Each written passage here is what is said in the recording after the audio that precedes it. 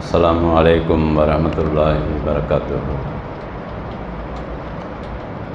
அல்ஹம்துலில்லாஹி ரப்பில் ஆலமீன் வல் ஆகிபத்து லில் முத்தகீன் வஸ்ஸலாத்து வஸ்ஸலாமு அலா ரசூலில்லாஹி ஸல்லல்லாஹு அலைஹி வஸல்லம் வ ஆலிஹி வ ஸஹ்பிஹி அஜ்மாயின். அம்மா பஅத்.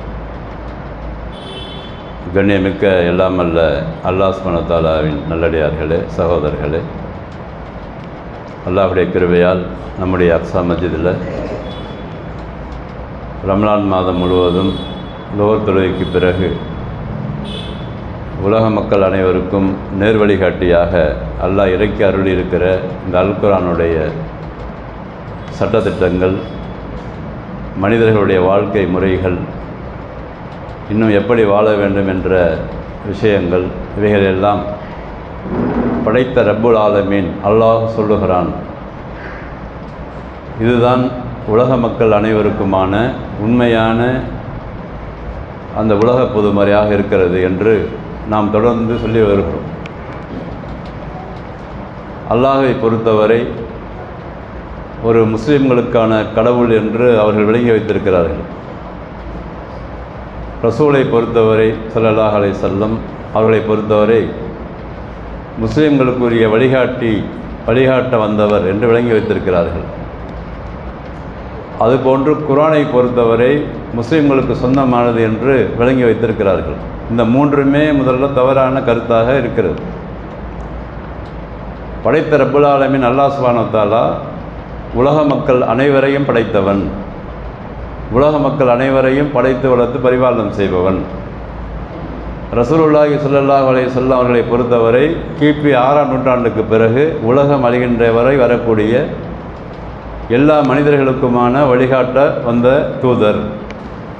அல்குரானை பொறுத்தவரை கிபி 6ஆம் நூற்றாண்டுக்கு பிறகு உலகம் அழிகின்ற வரை வரக்கூடிய எல்லா மனிதர்களும் அதை படித்து விளங்கி சிந்தித்து பார்த்து நடைமுறைகளை மாற்றிக்கொள்ள வேண்டும் என்ற கருத்தை நாம் அல்குரானிலிருந்து ஆதாரபூர்வமாக பதிந்து வருகிறோம். இதற்கு எதிர்கருத்து உடையவர்கள் இருந்தால் அதை தைரியமாக சொல்லலாம். இல்லை, நீங்கள் என்ன இப்படி பேசுகிறீங்க, குர்ஆன் எங்களுக்குள்ளது தானே, அதை எப்படி ஒட்டுமொத்த சமுதாயத்துக்குன்னு சொல்கிறீங்கன்னு கேட்டாக்கா நம்ம அதுக்கு குர்ஆன்லேருந்து நம்ம ஆதாரம் கொடுக்க தயாராக இருக்கிறோம். அப்போ 3 விஷயங்கள் மிக முக்கியமான விஷயம். என்னது? படைத்து வளர்த்து பரிபாலனம் செய்கிற அல்லாஹ் எல்லாரையும் படைத்தவன். அவங்களுக்கு ஒரு கடவுள், நமக்கு ஒரு கடவுள் கிடையாது. அவர்கள் அப்படி கையால் எழுதி வைத்து வணங்கி கொண்டிருக்கிறார்கள். ஊருக்கு ஒரு கடவுள், வீட்டுக்கு ஒரு கடவுள், குலத்துக்கு ஒரு கடவுள், மொழிக்கு ஒரு கடவுள், அப்புறம் ஒரு நாட்டுக்கு ஒரு கடவுள், இப்படியெல்லாம் கடவுளை அவங்க வகைப்படுத்தி ஆயிரக்கணக்கான லட்சக்கணக்கான கடவுள்களை கையால் எழுதி வைத்து கொண்டு கற்பனை செய்து கொண்டிருக்கிறார்கள். அது ஒரு புறம். காரணம் என்னவென்று சொன்னால், கடவுள் என்றால் யார் என்ற இலக்கணம் தெரியவில்லை. அதுதான் காரணம். அந்த இலக்கணத்தை எங்கேருந்து சொல்லிக் கொடுக்கிறது? அல்குரானில் அல்லாஹ் தன்னை பற்றி எப்படி சொல்லிக் கொடுக்கிறானோ அதை அல்லாஹ்வை விளங்கியவர்கள் அவர்களுக்கு சொல்லிக் கொடுக்க வேண்டிய பொறுப்பு நமக்கும் இருக்கிறது. நம்மால் முடிந்தவரை என்ன செய்யணும்? அவர்களுக்கு சொல்லிக் கொடுக்க வேண்டும். அல்லாஹ் என்றால் அல்லாஹ்வுடைய தகுதி இது. நீ எப்போ அல்லாஹ்வை கொண்டு போய் இப்படி வைக்கிற, நீ தான் பார்க்கவே இல்லையே, இப்போ கடவுளை எப்படி இப்போ பார்த்த மாதிரி ஃபோட்டோ பிடிச்சி வச்சுருக்கலாம் சொல்லி நம்ம அழகிய முறையில் அவங்களுக்கு தாவ செய்ய வேண்டிய பொறுப்பு இருக்கிறது. அதுதான் நம்மளுக்கு பொறுப்பு இருக்கிறத தவிர அவங்க செய்கிற வழிபாட்டு முறைகளை மிங்கிளாகி கொண்டு நம்ம வாழ முடியாது, நம்ம வாழக்கூடாது.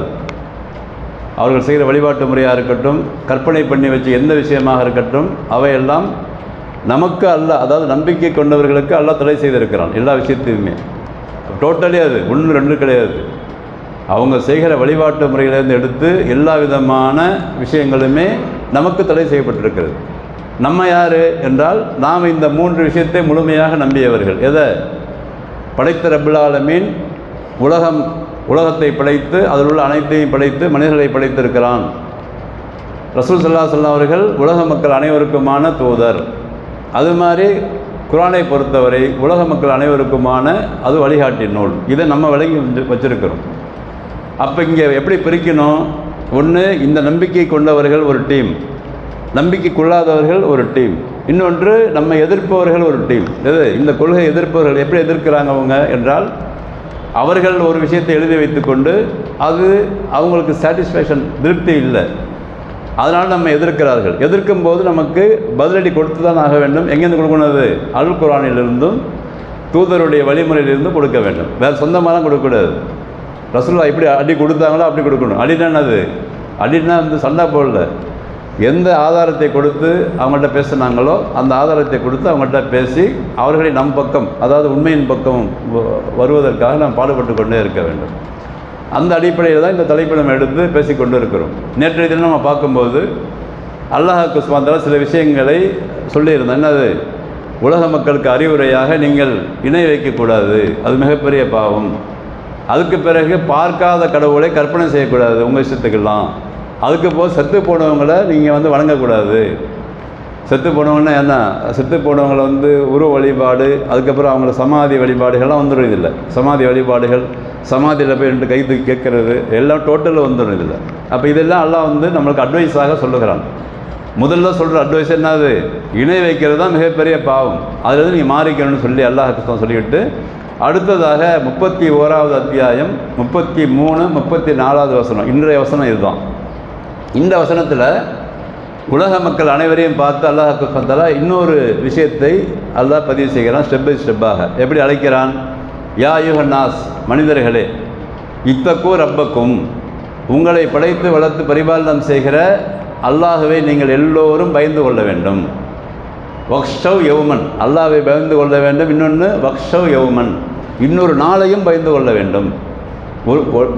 ஒன்று அல்லாஹ்வை பயந்து கொள்ள வேண்டும் என்று சொல்லிவிட்டு வக்ஷவ் யௌமன், இன்னொரு நாள் இருக்கிறது, அதையும் பயந்து கொள்ள வேண்டும். அந்த நாள் எப்படிப்பட்டது என்று சொன்னால் லா யஜ்ஸி வாலிதுன் அன் வலதிஹி, அந்த நாளில் ஒரு அப்பா பிள்ளைகளுக்கு உதவி செய்ய முடியாத நாள், அப்பா மகன்களுக்கு உதவி செய்ய, மகன் மகள்களுக்கு உதவி செய்ய முடியாத நாள். இப்படி எப்படி வேணாலும் வச்சுக்கோங்க. ஒவ்வொருத்தவங்க ஒரு மாதிரி கூப்பிடுவாங்க. நம்ம அத்தா அம்மா, வாப்பா அம்மா, அவங்க அப்பா அம்மான்னுவாங்க. எப்படி வச்சுக்கிட்டாலும் ஒரு அத்தா பிள்ளைகளுக்கு உதவி செய்ய முடியாத நாள், அந்த நாள் நீங்கள் பயந்து கொள்ள வேண்டும். வலா மௌலூதுன் ஹுவ ஜாஸின் அன் வாலிதிஹி, அது மாதிரி பிள்ளைகளுக்கு அத்தா யூஸ் ஆக மாட்டார், அதனால் பிள்ளைகளாவது யூஸ் ஆகுங்களா அத்தாவுக்குன்னு அதுவும் கிடையாதுங்க. 2 பேருமே ஒருத்தவங்க எந்த வகையிலும் யாருக்கும் யூஸ் ஆக மாட்டார்கள், பயனளிக்க மாட்டார்கள். அதனால் இன்ன வாதல்லாஹி ஹக்குன், உங்களை படைத்து வளர்த்து பரிபாலனம் செய்கிற அல்லாஹ்வுடைய அந்த வாக்குறுதி இருக்குல்ல, நிச்சயமாக அந்த நாள் வர இருக்கிறது. ஃபலா தகுர்ரன்னக்குமுல் ஹயாத்து துன்யா, உங்களை இந்த உலக வாழ்க்கை ஏமாற்றி விட வேண்டாம். இதுதான் முக்கியமான சொல்லிட்டு இந்த ஆயத்திலே, இந்த உலக வாழ்க்கை உங்கள் அனைவரையுமே ஏமாற்றி விட வேண்டாம்.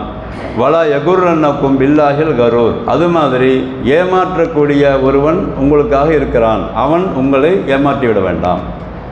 அது யார் ஏமாற்றக்கூடிய ஒருவன் யார் என்று சொன்னால், அல்லாஹ்வுக்கு முரணாக, அல்லாஹ்வுடைய சட்டத்திட்டங்களுக்கு மாற்றமாக, அல்லாஹ் எதை சொன்னானோ அதற்கு எகென்ஸ்டாக செய்ய தூண்டுகிற ஒருவன் இருந்து கொண்டே இருப்பான். எப்போ இருந்தது?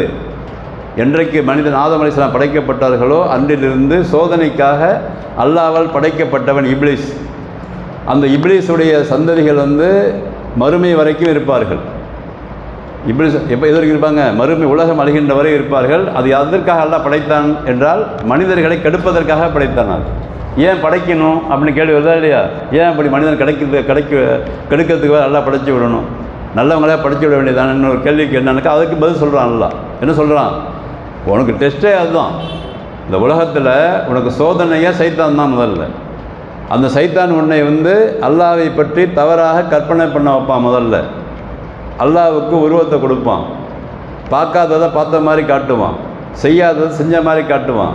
அதுக்கு பிறகு தேவையில்லாத கற்பனைகளை போடுவான். உலகம் எதற்காக படைக்கப்பட்டதோ அந்த நோக்கத்தை மாற்றி விடுவான். அப்போ அதுக்கு தான் அல்லாஹ் சொல்கிறான், வலா யகுர்ரன்னக்கும் பில்லாஹில் கரூர், அவன் உன்னை உலகத்தில் வாழ்ந்து கொண்டிருக்கும்போது உனக்கு குழப்பத்தை ஏற்படுத்தி கொண்டே இந்த உலகத்தில் வாழ்வான். மறுமை என்று சொன்னால் மறுமை இருக்குமா இருக்காதா ஒரு கேள்வியை போட்டு விட்டுருவான். கபரா இருக்குமா இருக்காதா ஒரு கேள்வியை போட்டுருவான். இருக்கும் என்று நம்பினால் எல்லாமே இருக்குது என்று நம்ம நிரூபிக்க முடியாது. கூட நிரூபிக்கிற அளவிற்கு அல்லாஹ்வுக்கு தான் குர்ஆனில் சொல்லுகிறான். இந்த உலக வாழ்க்கை மாத்திரம் கிடையாது, இந்த உலக வாழ்க்கைக்கு பிறகு கண்டிப்பாக மறுமை ஒன்று இருந்தே ஆக வேண்டும். என்று சொன்னால் அப்படி இருந்தால் தான் இந்த உலகம் வந்து இயங்கும். முதல்ல இல்லை என்று சொன்னால் அல்லாஹ் பல வேறுபாடுகளோடு அல்லாஹுக்கு உலகத்தில் படைத்திருக்கிறான். இங்கே நீதி செலுத்துபவர்கள் அவர்களுடைய வசதி வாய்ப்புகள் குறைவாகவும், அநீதியாளர்களுக்கு வசதி வாய்ப்புகள் அதிகமாகவும் கிடைக்கிறது. ஒழுங்காக வாழ்பவன் வசதியாக வாழ்வதில்லை, கௌரவமாக வாழ்வதில்லை. ஒரு வகையில் மக்கள் எல்லாம் அவனை வந்து போற்றுவதில்லை, எங்கோ ஒரு மூலையில் அவன் உட்கார்ந்துருப்பான். ஆனால் ஒன்று மற்றவன்லாம் மேலே தூக்கி உலக மக்கள்லாம் பாராட்டி கொண்டிருப்பார்கள். காரணம் என்னென்னாக்கா, இப்படி போட்டு விட்டுட்டு என்ன செய்வான் சைத்தான் சொன்னாக்கா, அங்கே பாரு அவன் வந்து இதை நம்பாதவன் சூப்பராக தானே இருக்கிறான், நீ இங்கே நம்புறன்னு சொல்லி போட்டு விட்டுருவோம். அப்போ உலக வாழ்க்கையுடைய அந்த ஆசைகளை காட்டி காட்டி காட்டி வழிகெடுக்கக்கூடிய சைத்தானுடைய தீங்கிலிருந்து பாதுகாப்பு தேட வேண்டும் என்று சொல்லி ஒட்டுமொத்த மனிதர்களையும் பார்த்து அல்லாஹ் இங்கே சொல்லுகிறான். ஏன் சொல்கிறான் அது என்று சொன்னால், உலக வாழ்க்கையில் என்னென்ன வைத்திருக்கிறோம் அந்த மனிதர்களுக்குன்னு அல்லாஹ் வேறு பட்டியலே போடுறான். பல இடங்களில் உலக வாழ்க்கையில் அனுபவிப்பதற்காக நிறைய பொருள்களை வந்து நான் படைத்து வைத்திருக்கிறேன், நிறைய உயிரினங்களை படைத்து வைத்திருக்கிறேன். அந்த உயிரினங்களை நான் எப்படி சொல்லுகிறோனோ அப்படி அனுபவிக்கிற மாதிரி உனக்கு உடல் அமைப்பை வைத்திருக்கிறேன். உன்னுடைய உடல் அமைப்பை பொறுத்த வரைக்கும் ரொம்ப ஸ்ட்ராங்கெலாம் நீ ஒன்றும் கிடையாது. உனக்கு வந்து ஒரு லிமிட்டு தான் இருக்குது. எந்த இன்பத்தை இந்த உலகத்தில் அடைவதாக இருந்தாலும் அந்த இன்பத்தை ஒரு குறிப்பிட்ட அளவு தான் உன்னால் யூஸ் பண்ணவே முடியும். அதனால் அதன் பக்கம் மனசை செலுத்திக்கிட்டு மொத்தமாக அடைய போகிறேன் என்று சொல்லி நீ முயற்சி பண்ணிடாத, கொஞ்சம் வாழ்ந்துட்டு வந்து சேரு என்று சொல்லி அல்லாஹ் சொல்லுகிறான். அதுக்கான எவிடன்ஸ் நம்மள்ட்ட நிறையா இருக்குது. எந்த ஒரு இன்பத்தையும் இந்த உலகத்தில் வந்து முழுமையாக நம்மளால் அனுபவிக்க முடியாது. அல்லாஹ் சொல்கிறது சரிதான். எப்படி நம்ம ஆய்வு செய்யணும் இதை என்று சொன்னால், ஏதாவது ஒரு இன்பத்தை எடுத்து பார்க்கணும், எந்த இன்பமாக கூட இருக்கட்டும். அந்த இன்பத்தை முழுமையாக அனுபவிக்கிற மாதிரி உடல் அமைப்பு இருக்கா நம்மளுக்கு யாருக்காவது? யாரையாவது அப்படி அல்லாஹ் படைச்சானா என்று பார்த்தால், முதல்ல ஆதம் அலைஹிஸ்ஸலாம் அவர்கள் முதல் இன்று வரை கணக்கெடுத்து பார்த்தா ஒருத்தனை கூட அல்லாஹ் சுப்ஹானஹு வ தஆலா முழுமையாக இன்பத்தை இந்த உலகத்தில் அனுபவிக்கிற மாதிரி உடல் அமைப்பை படைக்கவே கிடையாது. ஆனால் பெரிய பெரிய வல்லமை உள்ளவர்கள்லாம் அல்லாஹ் படைத்தான். ஒரு கையில் அப்படி குத்து விட்டாக்கா மலையை பொத்துக்கிற மாதிரிலாம் எல்லாம் படைத்தான். ஆது கூட்டத்தெல்லாம் காலால் உதச்சி அவங்க வந்து வீடையே மலையில் உருவாக்கிடுவாங்க, அந்த அளவுக்கு ஸ்ட்ராங். ஆனால் அவங்கள கூட இன்பத்தை அனுபவிக்கிற விஷயத்தில் அவங்களுக்கு வந்து சப்போர்ட் பண்ணல அல்லாஹ். சாதாரணமாக தான் வச்சுருந்தான் அல்லாஹ் சுப்ஹானஹு வ தஆலா. அப்போ இந்த உலக வாழ்க்கையை பொறுத்த வரைக்கும் கண்டிப்பாக எந்த இன்பமாக இருந்தாலும் அந்த இன்பத்தை முழுமையாக அனுபவிக்கிற உடல்வாக உனக்கு கிடையாது. இன்னல் இன்சான ஹுலிக்க ஹலுவா, நிச்சயமாக இந்த மனிதர்கள் எல்லாம் லைஃபா, இவர்களெல்லாம் பலகீனமாக படைக்கப்பட்டிருக்கிறார்கள் என்று அல்லாஹ் சொல்லுகிறார். அப்போ இந்த உலகத்தில் புத்திசாலி யார் என்று சொன்னால், இந்த உலகத்தில் அல்லாஹ் கொடுத்திருக்கிற இன்பங்களை அல்லாஹ் சொன்ன மாதிரி அனுபவித்து கொண்டு இன்னொரு வாழ்க்கையின் பக்கம் போகிறது தான் புத்திசாலித்தனம். அதுதான் உண்மையும் கூட. அதுதான் நம்மளால் முடியும். இன்னொன்று சொல்ல போனால், இல்லை நான் வந்து எல்லா இன்பத்தையும் அடைஞ்சிட போகிறேன்னு சொல்லி முயற்சி பண்ணி பார்க்கட்டும். யாராவது சக்ஸஸ் இருக்க? யாருமே முடியாது. நான் வந்து முழுமையாகவே இன்பத்தை அடைய போகிறேன் என்று நிறைய கோடிக்கணக்கான ரூபாயெலாம் இருக்குது, நான் எல்லாத்தையும் ஒன்றா திண்டுற போகிறேன் திங்க சொல்ல பார்ப்பேன். முடியாது. பணத்தை வச்சுட்டு போய் சேர்ந்துருவான், அவ்வளோதான். பின்னாடி வரவன் அனுபவிச்சுட்டு இருப்பான். அதுக்காகத்தான் எல்லாம் இந்த வார்த்தை என்ன போடுறான், உன்னை மயக்கிட வேண்டாம். மயக்கம்ங்கிற வார்த்தை அந்த எகுர்னக்குங்கத்த அரபியில் உனக்குள்ள ஒரு மயக்கம் இருக்கிறது. என்ன மயக்கம் அது? உலகத்தில் அவ்வளோத்தையும் அடைஞ்சிடலாங்கிற மயக்கம் இருக்குது, ஆசை வேலை இருக்குது உனக்கு. அந்த ஆசையை வந்து சைத்தான் உனக்கு போட்டு என்ன பண்ணான்னு சொன்னாக்கா, உன்னை இந்த சரியான கொள்கையின் பக்கம் வருவதற்கு அவன் வந்து தடுக்கிறான். அதன் காரணத்தினால அந்த சைத்தான்கிட்டேருந்து நீ பாதுகாப்பு பெற்றுக்கொள்ள வேண்டும் என்று சொல்லி உலக மக்கள் அனைவரையும் பார்த்து இந்த ஆயத்தில் அல்லாஹ் சுப்ஹானஹு வ தஆலா சொல்லுகிறான். அடுத்த ஆயத்தில் அல்லாஹ்வுடைய வல்லமை இன்னும் கொஞ்சம் ரெஃபரன்ஸ் பண்ணுறான். அடுத்த ஆயத்தில் இன்னும் மறந்துடுவாங்கல்ல மக்கள். இதில் குர்ஆனில் என்ன ஒரு அழகுன்னு சொன்னால், அப்பப்போ விஷயத்தை சொல்லிட்டு அல்லாண்டா யாருன்னு சொல்லிக்கிட்டே இருப்பான். அல்லாண்டா நான் யார் தெரியுமா அப்படின்னு சொல்லி அதுதான் திருப்பி சொல்லலாம்ல. இன்னல்லாக இந்தகு இல்மு ஸாஆ, இந்த உலக வாழ்க்கைக்கு பிறகு இன்னொரு நாள் இருக்கிறது என்பது அல்லாஹ்விடத்தில் கண்டிப்பாக இருக்கிறது. இல்மு ஸாஅன்னு அதை பற்றிய அறிவு, அதை பற்றிய ஞானம் யாருக்கும் தெரியாது. ரசூல்கிட்ட வந்து கேட்குறாங்க, என்னண்டு நீங்கள் சொல்கிறீங்கல்ல, இந்த வானம் வந்து சுருட்டப்படும், பூமி வந்து எல்லாம் டெமாலிஷ் ஆகிடும், எல்லாத்தையும் அல்லாஹ் வந்து அழிக்க போகிறான், சூரியன் சுருட்டப்படும், அப்புறம் மலைகள்லாம் பஞ்சு போல பறக்கும், அதுபோல் கடல்கள்லாம் பற்றி எறியணும் குர்ஆன் வசனம் இருக்குது. இதெல்லாம் ரசூலுல்லாஹ் சொல்லும் பொழுது எல்லாம் வந்து கேட்டாங்க, என்ன செய்தி பார்ப்போம், கொண்டா பார்ப்போம் அப்படின்னு சொல்லிட்டு முரண்டுவாதம் பண்ணார்கள். அப்படியிருந்தே பண்ணாங்க. பல நபிமார்களுக்கு ரசூலுல்லாஹ்ட்டையும் குறிப்பாக பண்ணாங்க. அதுக்கெல்லாம் அல்லாஹ் பதில் என்ன? ஒரே பதில் தான். என்ன பதில்? இன்னல்லாக இந்தகு இல்மு ஸாஅ, மறுமை நாள் என்பது அல்லாஹ்விடத்தில் இருக்கிற அது ஒரு கல்வி, அது ஒரு இல்மு, அது அல்லாஹ்ட்ட மாத்திரம் தான் இருக்குது. அது யாருக்கும் சொல்லலை, இது வரைக்கும் சொல்லலை என்பதற்காக இல்லை என்று அர்த்தம் இல்லை. அவன் ஒவ்வொரு காலக்கெடுவை நிர்ணயித்து வச்சிருப்பான். ஒரு பூமியை படைத்து விட்டு அந்த பூமியின் மேல் இத்தனை ஆண்டு காலங்கள் இந்த மனித இனம் வாழ வேண்டும் என்றெல்லாம் அல்லாஹ் வகுத்து வைத்திருப்பான். எப்படி நமக்கு வந்து ஒரு வயசை வச்சுருக்கிறான மனிதனுக்கு, ஒவ்வொரு மனுஷனுக்கு ஒரு வயசு இருக்கா இல்லையா? அந்த வயசு வந்துட்டாக்கா சேர வேண்டியதானே. அதே மாதிரி தான் படைத்த ரப்புல் ஆலமீன் இந்த உலகத்தில் வந்து எத்தனை ஆண்டு காலம், எத்தனை ஆயிரம் ஆண்டு காலம், அல்லது எத்தனை கோடி ஆண்டு காலம் நமக்கு யாருக்கும் தெரியாது. அது எப்போ யாருக்குமே தெரியாது. ரசூலுக்கு யாருக்குமே சொல்லிக் கொடுக்கல. அல்லாஹ் தன் கைவசம் வைத்து கொண்டான். அதை படைத்த ரப்புல் ஆலமீன் தன் கைவசம் வைத்து கொண்டான். அந்த நாள் கண்டிப்பாக இருக்கிறது என்று சொல்லி இந்த ஆயத்தில் சொல்கிறான். அடுத்து சொல்கிறான், யுனஸ்ஸிலுல் கைஸ, நான் தான் மழையை இறக்குகிறேன். மழையை இறக்கிறதுக்கு எவனால முடியாது. செயற்கையெல்லாம் கண்டுபிடிச்சு பார்த்தாங்க, ஒன்றும் செட் ஆகலை. ஒன்றும் செயற்கையாக வந்து அந்த குளிரூட்டுற மாதிரி என்னென்னமோ கண்டுபிடிச்சு பார்த்தோம், ஒன்றுமே செட் ஆகலை. அல்லாஹ் மழையை இறக்குற மாதிரி யாராலும் இறக்க முடியாது என்று அல்லாஹ் சொல்கிறான். அடுத்ததாக யாலமும் மாஃபில் அர்ஹாம், அது மாதிரி கருவறையில் இருக்கின்ற அந்த குழந்தை இருக்குல்ல, அந்த குழந்தை அது எப்படி உருவாகிறது, அதனுடைய ஸ்டெப்பாக என்ன, அது வந்து சொர்க்கவாதியா நரகவாதியா, அல்லது உலகத்துக்கு வந்த பிறகு அது என்ன செய்யும், அது எங்கே மௌத்தாகும், இது போன்ற விஷயங்களை எல்லாம் அல்லாஹ் தன் கைவசம் வைத்திருக்கிறான். இந்த இல்மை யாரும் கிடையாது. அவன் சும்மா அந்த ஸ்கேன்னு சொல்லி எடுப்பான். இப்போ என்ன செய்வான், ஸ்கேன் வந்து வளர்கிற அந்த வளர்ச்சி முறை எடுத்து பார்த்து அதை ஆய்வு செய்து கொண்டிருக்கிறார்களே தவிர முழுமையாக அந்த குழந்தையுடைய எல்லா விஷயத்தை பற்றியும் யாராலும் எந்த மிஷினாலும் கண்டுபிடிக்க முடியாது. இவன் வம்சமாக எடுப்பான், 40 நாள் ஆகுது, கொஞ்சம் அது வளர்ந்துருக்கு சொல்லி ரிப்போர்ட் எடுப்பானே தவிர முழுமையான ரிப்போர்ட்டை அந்த குழந்தையை பற்றிய ஹிஸ்ட்ரியை யாராலும் கொடுக்க முடியாது, எந்த மிஷினாலும் கண்டுபிடிக்க முடியாது. அந்த ஹிஸ்ட்ரியையும் அல்லாஹ் தான் வைத்திருக்கிறான். வமா தத்ரி நஃப்சுன் மாதா தக்ஸிபு கதா, அது மாதிரி நாளைக்கு இந்த மனிதன் என்ன சம்பாதிப்பான் என்று அவனுக்கு தெரியாது. இப்போ இன்றைக்கி இருக்கிறோம், இன்றைக்கி தேதி வந்து 20 அப்படின்னு வச்சுங்க, 21ஆம் தேதி நம்ம எங்கே இருப்போம், என்ன சம்பாதிப்போம், உயிரோடு இருப்போமா இருக்க மாட்டோமா, அந்த விஷயமும் யாருக்கும் தெரியாது அப்படின்னு சொல்லி அல்லாஹ் சொல்கிறான். அவனுக்கு தான் தெரியும். வமா தத்ரி நஃப்சுன் பி ஐயி அர்லின் தமூத், அது மாதிரி ஒரு மனிதன் எந்த பூமியில் மௌத்தாகுவான் என்று அவனுக்கு தெரியாது. நம்ம நினச்சிட்டு இருப்போம், நம்ம ஊரில் நம்ம இருக்கிறோம், நம்ம வீட்டில் மௌத்தாகணும்னு சில பேர் நினச்சிட்டு இருக்கலாம், அல்லது அது தெரியாது, இருக்கலாம் இல்லாமல் இருக்கலாம். அப்போ அல்லாஹ் வைத்திருப்பான் ஒரு மனிதனுக்கு வந்து எந்த இடத்துல இவனோட மவுத்து இருக்கிறது, இவனோட பிறப்பு இடம் எங்கே இருக்கிறது, மவுத்து நம்ம பல பேர் நம்ம பார்த்துருப்போம், நம்ம ப்ராக்டிக்கலாகவே சில பேர் பார்த்துருப்போம், நாங்களாம் அந்த மாதிரி பார்த்துருக்குறோம். எப்படி சில வேறு நாடுகள்லேருந்து பிறந்து நம்ம நாட்டுக்கு வந்து நிற்கா முடித்து எங்கேயும் சம்மந்தம் இல்லாத இடத்துல மவுத்தாகி அடக்கம் பண்ணவங்களும் நம்ம பார்த்துருப்போம். அப்படின்னு நிறைய பேர் இருக்கிறாங்க, நம்ம அனுபவத்தில் சொல்கிறேன். காரணம் என்னென்னாக்கா இந்த ஆயத்துக்கு பொருத்தமாக இருக்கிறது.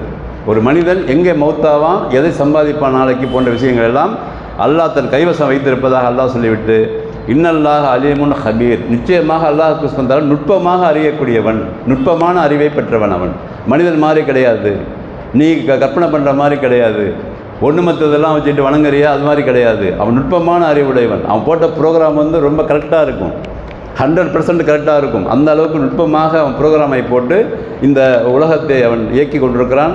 அதில் இருக்கிற மனிதர்களை இயக்கி கொண்டிருக்கிறான். அவர்களுக்கு தேவையான அனைத்தையும் தருகின்றான். பல யாருமே கண்டுபிடிக்க முடியாத விஷயங்களை அல்லாஹ் வைத்திருக்கிறான். உன் கற்பனைக்கு எட்டாத விஷயங்கள் எல்லாம் அல்லாஹ் படைத்து வைத்திருக்கிறான். இது மாதிரி இருக்கக்கூடிய அந்த வல்லமை உடைய அல்லாஹ்வுக்கு சுப்ஹானஹு நீங்கள்லாம் வணங்க வேண்டும் என்று சொல்லி அல்லாஹ் தன் தகுதியை மீண்டும் மீண்டும் மீண்டும் மீண்டும் ரீனியூவல் செய்து கொண்டே இருப்பான். அப்பப்போ ஏன் ரீனியூவல் செய்கிறான்றதை மனிதர்கள் வந்து மறந்துடுவாங்கிறதுக்காக தான். அப்போ அல்லாஹ்வை பற்றி இந்த மாதிரி விளங்கி அல்லாஹ்வை வணங்க வேண்டும். இவ்வளவு தகுதி உள்ள அல்லாஹ்வை எப்படிப்பா நீ வந்து சாதாரணமாக கற்பனை பண்ணுற அப்படின்னு சொல்லி மனிதர்களை அல்லாஹ் பார்த்து கேட்டுட்டு தான் அல்லாஹ் சொல்கிறான், கண்டிப்பாக நீ வந்து என்னை இது மாதிரி நம்பவில்லை என்று சொன்னால் அந்த நாள் இருக்கிறது. எந்த நாள் இருக்கிறதோ அந்த நாளில் உன்னோட ரிலேஷன் ஒன்றும் யூஸ் ஆகாது, உன்னுடைய அத்தா அம்மா யூஸ் ஆக மாட்டாங்க, பிள்ளைகள் பாப்பாவுக்கு யூஸ் ஆக மாட்டாங்க எல்லாம் சொல்லி பல இடங்கள் எல்லாம் ஒருவர் மற்றவரை பார்த்து ஓடுவார்கள் என்றெல்லாம் அல்லாஹ் பதிவு செய்யலாம். எவ்வுமை எஃபிர்ரும் மின் அஹீஹி உம்மிஹி வ அபிஹி வ சாஹிபத்திஹி வ பனிஹி, இப்படி நிறைய வசனங்கள் குர்ஆனில் இருக்குது. அந்த மனிதன் அன்றைக்கு அந்த நாளில், அந்த மறுமை நாளில், கணக்கெடுப்பு நடத்துகிற அந்த நாளில் எல்லாம் ஓடுவான், விரண்டு ஓடுவான், ஒருவன் மற்றவனை விட்டு ஓடுவான்னு சொல்கிறான். ஏன் இதை சொல்கிறான் அல்லான்னு சொன்னாக்கா, இன்றைக்கு உலக மக்களை பொறுத்த வரைக்கும் எல்லாமே ஒருவருக்காகத்தான் ஓடிக்கொண்டிருக்கிறார்கள். அவனுக்காக ஓடுவதில்லை யாருமே. ஆணை பொறுத்த வரைக்கும் அவனுக்காக இல்லை, யாருக்காக ஓடுவான், ஓடிக்கிட்டே இருப்பான். மனைவிக்காக ஓடுவான், பிள்ளைகளுக்காக ஓடுவான், ரிலேஷனுக்காக ஓடுவான். சொந்தமாக ஏதாவது யோசித்து பார்க்க சொல்லுங்கள். யாரையாவது ஒரு ஆணை பார்த்து உட்கார வச்சு உனக்கு என்னப்பா தேவை ஒரு எனக்கு கேட்டால் இருக்காது.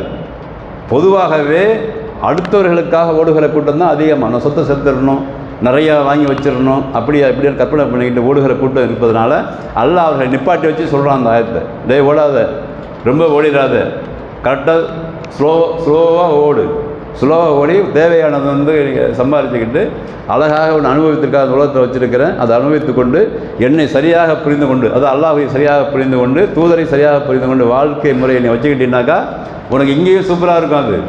அது யாருக்கு தெரியும்? அனுபவிச்சவங்களுக்கு தான் தெரியும். அல்லாவையும் அல்லாவை நம்பி தூதரை நம்பி வாழ்கிற யாராச்சும் போட்டு தனியாக கூப்பிட்டு கேட்டு பாருங்கள். நீங்கள் யாரையாவது ஏதோ கஷ்டப்படுறீங்களா பாய் கேட்டு பாருங்களேன். அவங்க சொல்லுவாங்க, இல்லை அல்ஹம்துலில்லாஹ் நிம்மதியாக தான் நான் இருக்கிறேன், எனக்கு எல்லாமே அழகாக எல்லாம் கிடைச்சிருக்குது, அமைதியாக வாழ்ந்துட்டுருக்கிறேன், எனக்கு ஏற்படுகிற விஷயங்களெல்லாம் அல்லாஹ்ட்ட பொறுப்பு சாட்டுகிறேன், எனக்கு எதை தந்தானோ அல்லாஹ் அதை பொருந்தி கொள்கிறேன், எதை தரவில்லையோ நான் அதற்கு அல்லாஹ் விதிக்கவில்லை என்று சொல்லி வாழ்ந்து கொண்டிருக்கிறேன். க்ளீனாக இருப்பாங்க இன்சைடில். அவங்க அல்லாஹ்வையும் தூதரை நம்புபவர்கள் ஒருபோதும் அவங்களுக்கு கலக்கம் வராது. கலக்கம் வந்தாலும் அல்லாஹ்விடத்தில் பொறுப்பை சாட்டிவிட்டு அவங்க போய்கொண்டே இருப்பார்கள்.